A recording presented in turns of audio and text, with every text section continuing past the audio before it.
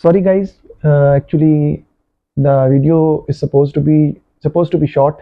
So let's talk about we were discussing about fourth MCQs, that is from depreciation. I told you part exchange of an asset can also come in the paper in MCQs, that the asset which has been given as part exchange, आपको पता है वो asset जो part exchange हो रहा होता है वो सेल हो रहा होता है, तो उसका प्रॉफिट एंड लॉस के हवाले से वो सवाल पूछ सकते हैं। आगे चलते हैं। कंट्रोल अकाउंट्स का आएगा सिंपल सवाल, SLC and PLC, and you have to find the closing balance of SLC and PLC और credit sales. Then there can be a question from control account reconciliation that you have to find the corrected sale ledger balance और corrected control account balance. Error का सवाल जो paper में आता है next MCQ जो 7 है, वो एरर्स में से होगा जो आपसे पूछेगा कि कौन सी ऐसी एंट्री है जो ट्रायल बैलेंस को इफेक्ट करती है। तो आपको पता है जो जिस एंट्री में सस्पेंस आता है वो ट्रायल बैलेंस को इफेक्ट करेगी आपकी।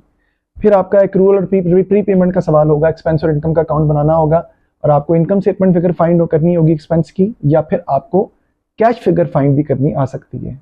जी, कैश फिगर अगर फाइंड करनी होगी तो इनकम स्टेटमेंट फिगर क्वेश्चन में पहले से दी होगी।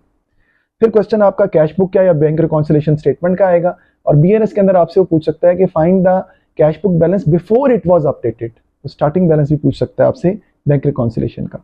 सोल ट्रेडर में inventory is valued at cost और NRV whichever is less, उसका सवाल आता है। या सोल ट्रेडर में क्वेश्चन आपका आ जाता है प्रॉफिट निकालने का, closing capital plus drawings minus opening capital profit for the year, जैसे कि आपके एएस के पेपर में भी आया था। प्रोविजन फॉर डाउटफुल डेट में